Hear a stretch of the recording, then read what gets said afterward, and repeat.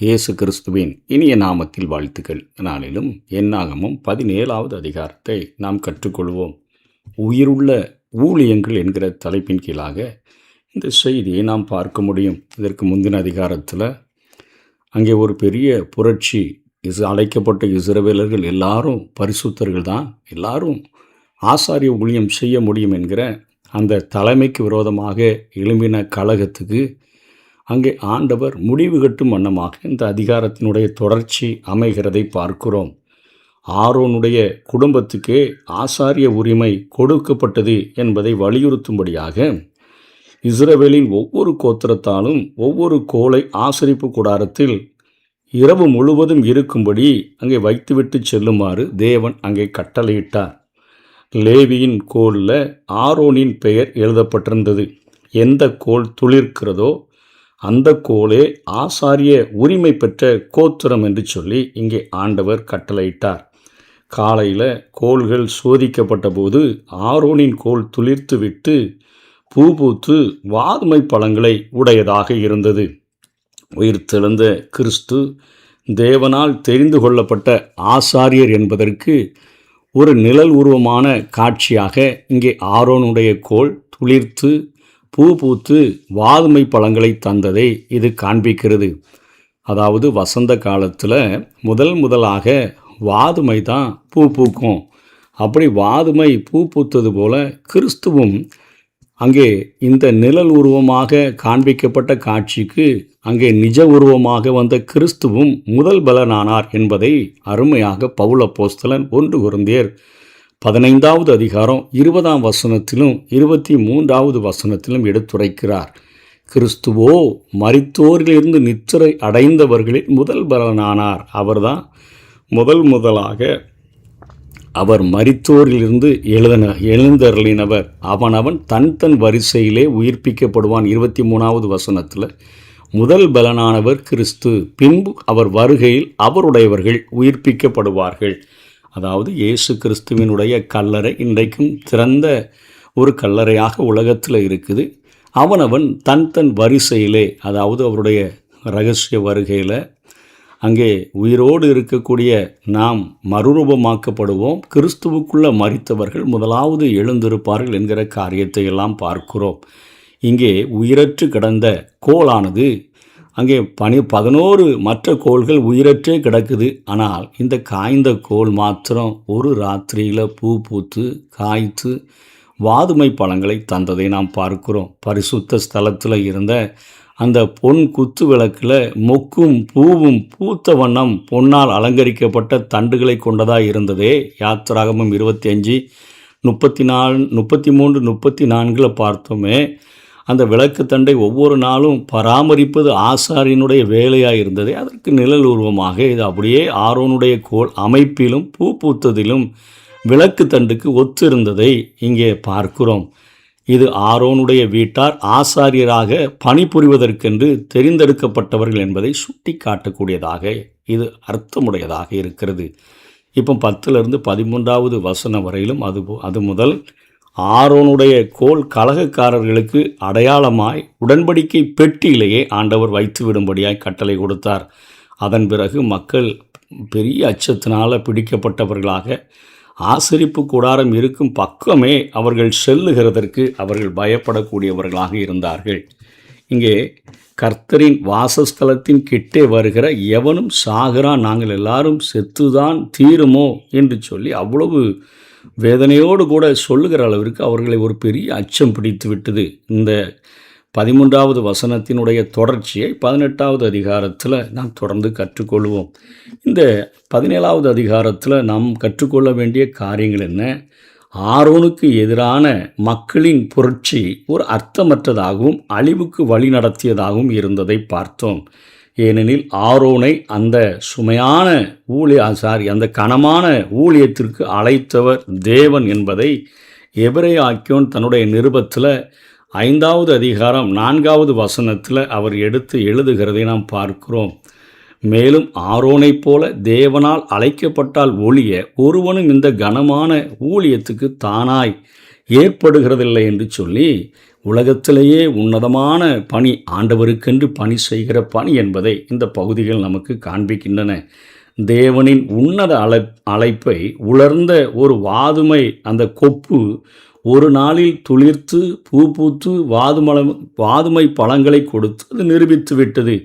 மற்ற கோள்களோ உலர்ந்தபடியே அப்படியே உயிரின்றி அது கிடக்கிறத பார்க்கிறோம். ஆரோனின் ஆசாரியத்துவ ஊழியம் மனிதருக்கும் தேவனுக்கும் இடையேயான ஒரு இணைப்பின் பணியாக, ஒரு ஒப்புரவாக்குதலின் பணியாக அது செயல்பட்டது. இது ஆண்டவரே ஏற்படுத்தினார் என்பது நமக்கு புலனாகிறது. அவர் தேவ சமூகத்தில் நிற்பதால் மக்கள் வாதையிலிருந்து தப்புவிக்கப்படுகின்றனர். அந்த உன்னத ஊழியத்துக்கு உயிருள்ள பிணையாளிகளே தகுதியுடையவர்களாக இருப்பார்கள்.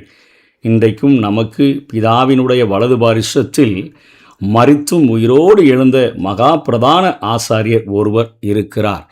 இரவும் பகலும் நம்முடைய சகோதரர்கள் மேலே சாத்தான் குற்றம் சாட்டி கொண்டே இருந்தாலும் எப்பொழுதும் உயிரோடு கூட இருக்கிற இயேசு எப்பொழுதுமே நமக்காக, அவன் இரவும் பகலும் குற்றம் சாட்டலாம், ஆனால் எப்பொழுதும் நமக்காக பரிந்து பேசுகிற ஒரு பிரதான ஆசாரியராக இயேசு பிதாவினுடைய வலது பார்சத்தில் மரித்தும் உயிரோடு கூட இருக்கிறார். இன்றைக்கி நாம் நிர்மூலமாகாமல் இருப்பது இயேசு கிறிஸ்துவினுடைய வேண்டுதல்களே. உலர்ந்த வாதுமை கொப்பினுடைய அந்த துளிர்ப்பு கிறிஸ்துவின் அங்கே உயிர்த்தெழுதலுக்கு நிழல் உருவமாகவும் இங்கே காட்சியளிக்கிறது. மேலும் அந்த உயிர்த்த பிரதான ஆசாரியனாகிய கிறிஸ்து தம்மை விசுவாசித்து வருவோரை ஆசாரியராக்கி தேவனுடைய பணியை ஆற்றும்படியாக அவர்களுக்கு உரிமை கொடுத்திருக்கிறார் என்பதை பேதுரு தன்னுடைய முதல் நிருபத்தில் 2வது அதிகாரம் 5ஆம் வசனத்தில் சொல்லுகிறார். ஜீவனுள்ள கற்களைப் போல ஆவிக்கேற்ற மாளிகையாகவும் இயேசு கிறிஸ்து மூலமாய் தேவனுக்கு பிரியமான ஆவிகேற்ற பலிகளை செலுத்தும்படிக்கு பரிசுத்த ஆசாரிய கூட்டமாகவும் கட்டப்பட்டு வருகிறீர்கள். விசுவாசிகளை குறித்து, நம்மை குறித்து பேதுரு இப்படி எழுதி கொடுக்கிறார். அதாவது நம்மையும் இன்றைக்கு இயேசு கிறிஸ்து மூலமாக தேவன் ஆசாரியராக மாற்றி வைத்திருக்கிறார். இப்படிப்பட்ட விசுவாசிகள் உயிர் உள்ள அந்த உண்மையான பணியை ஆற்ற வேண்டியவர்கள். அக்கிரமத்தில் மரித்து கிடக்கிற யாருமே இந்த பணியை ஆற்ற முடியாது. எபேசியர் 2:1 பார்க்கும்பொழுது அக்கிரமங்களிலும் பாவங்களிலும் மரித்தவர்கள், அப்படிப்பட்டவர்களை தேவன் உயிர்ப்பித்திருக்கிறார். ஆரோனுடைய கோல் உயிர்ப்பிக்கப்பட்டது போல, அது கிறிஸ்துவினுடைய உயிர்த்தெழுதலுக்கு அடையாளமாக இருந்தது போல, இன்றைக்கு பாவத்தில் அக்கிரமத்தில் மரித்து கிடந்த நம்மை உயிரோடு கூட எழுப்பி நமக்கும் இப்படிப்பட்ட ஒரு ஆசாரிய ஊழியத்தை, தேவனோடு கூட மனிதர்களை ஒப்புரவாக்குகிற ஒரு ஊழியத்தை, ஒரு சமாதானம் செய்கிற ஒரு பணியை ஆண்டவர் நமக்கு கொடுத்திருக்கிறார். அவர்கள் அவ்வாறு செய்வாராயின் தண்டனைகளுக்கு, அதாவது இந்த பணியாற்ற அக்கிரமத்தில் பாவத்தில் கிடக்கிறவங்க செய்தால் தண்டனை அவர்களுக்கு கொடுக்கப்பட்டுவிடும். ஆசாரியன் தன்னலயம் உடையவனாக தேவ சன்னிதானத்தில் ஒருபோதும் அவன் நிற்பதில்லை. அவனது வேண்டுதல்கள் பொது நலம் சார்ந்தவையாக இருந்தது. தனக்கு பின்னாடி நிற்கிற, வெளியே நிற்கிற மக்களை பற்றிய கரிசனை அவனுடைய உள்ளத்தில், ஆசாரியனுடைய உள்ளத்தில் இருக்கணும். பொது சபை கூடுகைகளில் பிரதித்துவம் வைக்கும் சில சகோதரர்கள் இப்பணியை செய்யும்போது உலகின் வீதிகளில் அனைத்து விசுவாசிகளும் தேவ சமூகத்தில் இவ்வாறு நிற்கிறதற்கான ஒரு அழைப்பை பெற்றிருக்கிறார்கள். அழியும் ஆத்துமாக்களை மறக்கிற யாருமே உண்மையான ஆசாரியனாக இருக்க முடியாது. அவன் ரட்சிப்பில் ஏதோ ஒரு கோளாறு இருக்குதுன்னு தான் சொல்லணும். இன்றைக்கு விசுவாசிகளாக இருந்து கொண்டு நமக்காக மாத்திரமே நாம் ஜெபித்து கொண்டே இருப்போம் என்று சொன்னால் நம்முடைய ரட்சிப்பில் ஒரு கோளாறு இருக்கிறது. நம்மை ஆசாரியர்களாக, ராஜாக்களாக அழைத்திருக்கிற ஒரு ஆண்டவர் உன்னதமான ஒரு பணியையும் நமக்கு கொடுத்திருக்கிறார். இன்றைக்கு பாவத்தினால் தேவனுக்கு பகைஞராக இருக்கிற ஜனங்களை ஆண்டவருக்கு நேராக அந்த ரட்சிப்பின் செய்தியை சொல்லி உலகத்தின் அத்தனை மக்களின் பாவங்களையும் சுமந்து தீர்க்கிற தேவாட்டுக்குட்டியாக இயேசு கிறிஸ்து மரித்திருக்கிறார். அதை நீ விசுவாசிக்கிற பொழுது அவருடைய இரத்தத்தினால் உன்னுடைய பாவங்கள் எவ்வளவு அது செவேரென்று இருந்தால் கூட அது பனியைப் போல வெண்மையாக மாறிவிடும் என்பதை சொல்லி அந்த பாவத்திலிருந்து மனிதர்களை விடுதலை செய்ய வைத்து அவரை தேவனோடு ஒப்புரவாக்குகிற ஒரு உன்னதமான அந்த உயிருள்ள ஒரு ஊழியத்தை நாம் செய்தாக வேண்டும் என்று சொல்லித்தான் நமக்கு கடமை கொடுக்கப்பட்டிருக்கிறது. அதே போல தேவனுடைய தெரிந்தெடுப்பு உன்னதமானது. அவர் நம்மை அழைத்தார் என்று சொன்னால், அவர் அழைத்த தேவன் நம்மை நீதிமான்களாக அவர் மாற்றுவார். நீதிமான்களாக மாற்றுகிற ஒரு ஆண்டவர் நம்மை அவர் தெரிந்து கொண்டாரே, அந்த தெரிந்து கொண்ட ஆண்டவர் நம்மை நிச்சயமாக மகிமைப்படுத்துகிற ஒரு ஆண்டவராக, யாரிடத்திலும் விட்டு கொடுத்து, யாரிடத்திலும் நம்மை அவர் அவர் அங்கே பிசாசு கையிலேயோ மனுஷன் கையிலேயோ விட்டு கொடுப்பது போல தோன்றினாலும் வெற்றி நிச்சயம். எல்லா இடங்களிலும் எங்களை வெற்றி சிறக்க பண்ணுகிற தேவனுக்கு ஸ்தோத்திரம் என்று சொல்லி தான் பவுலப்போஸ்தலன் எழுதுகிறார். ஆகவே தேவனுடைய தெரிந்தெடுப்பு உன்னதமானது. அது நமக்கு உயிரூட்டக்கூடியது. உயிரற்ற 11 கோள்களும் ஒன்றாக சேர்ந்து பெரும்பான்மையை அது தோற்றுவிக்க முடியும், ஆனால் உயிரூட்ட முடியாது. உலகத்தின் அனைத்து மக்களும் ஊதினாலும் அவை உயிரடைய போகிறதில்லை. தேவனின் பிரமாணங்கள் அதன் வழியிலேயே கடைபிடிக்கப்பட வேண்டும். வசதியும் பெரும்பான்மை கருத்தும் அவற்றை நிச்சயமாக வளைக்க முயலக்கூடாது. நாங்கள் நிறையா மெஜாரிட்டியாக இருக்கோம், பெரிய பெரிய குரூப்பாக இருக்கோம், நாங்கள் நிறைய ஆச்சாரங்கள் நிறையா சட்டங்களெல்லாம் ஏற்றி வச்சுருக்கிறோம், இப்படி தான் அப்படி தான் என்பது அல்ல. சாதாரண மனிதனையும் விசுவாசியையும் ஆண்டவர் இந்த ஒப்புரவாக்குதலின் ஊழியத்தை செய்யும்படியாக ஆண்டவரிடத்தில் ஜனங்களை அழைத்து வரும்படியாக பாவத்தில் அக்கிரமத்தில் மரித்திருக்கிறவர்களை அவர்களுக்கு சுவிசேஷத்தை சொல்லி ஆண்டவராகிய இயேசு கிறிஸ்துவின் இரத்தத்தினால் கழுவப்பட்ட ஒரு அனுபவத்தை கொடுத்து அவர்களை தேவனோடு கூட ஒப்புரவாக்குகிற பணியை செய்கிற கடமை எல்லா விசுவாசிகளின் மேலும் இருக்கிறது. உயிருள்ள ஊழியங்களுக்காக உயிரற்ற மனிதருக்கு, அதாவது ரட்சிக்கப்படாத மனிதர்களுக்கெல்லாம் இன்றைக்கி பட்டங்களை கொடுத்து பயன்படுத்துகிறதெல்லாம் நம்ம பார்க்குறோம்.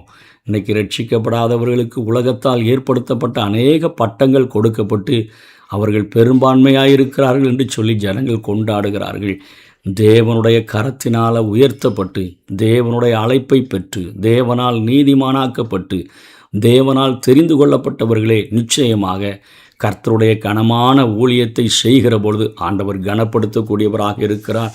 ஆகவே அக்கிரமங்களில் பாவங்களில் மரித்தவர்களாக இருந்த அனுபவத்தோடு கூட துணிகரமாக இந்த பணிகளை செய்யாதபடி ஒவ்வொரு நாளும் தேவ சமூகத்தில் நம்மை ஆராய்ந்து பார்த்து வேத வசனமாகிய அந்த கண்ணாடியில் நம்முடைய சுபாவத்தை பார்த்து ஒவ்வொரு நாளும் நம்மை சரி செய்து கொண்டு நமக்கு கொடுக்கப்பட்ட இந்த உலக வாழ்க்கையில் நமக்கு ஒரே ஒரு வாழ்க்கை கொடுக்கப்பட்டிருக்கிறது. அந்த வாழ்க்கையில் அநேகரை நீதிக்குட்படுத்துகிறவர்களாக, அநேகரை தேவனோடு ஒப்புரவாக்குகிறவர்களாக பணி செய்து ஆண்டவருடைய வருகையில் எடுத்துக்கொள்ளப்படுவோம். மரணம் முந்துமானால் நிச்சயமாக அவருடைய ரகசிய வருகையில் எக்காலம் துணிக்கும் பொழுது அவருக்கு எதிர்கொண்டு போக தைரியமாக அவருடைய சன்னிதானத்தில் வெறுங்கையாய் வராதபடி அநேக ஆத்துமாக்களை கொண்டு செல்கிறவர்களாக காணப்படுவோம். கர்த்தர் தாமே நம்மை ஆசீர்வதிப்பாராக. ஆமென்.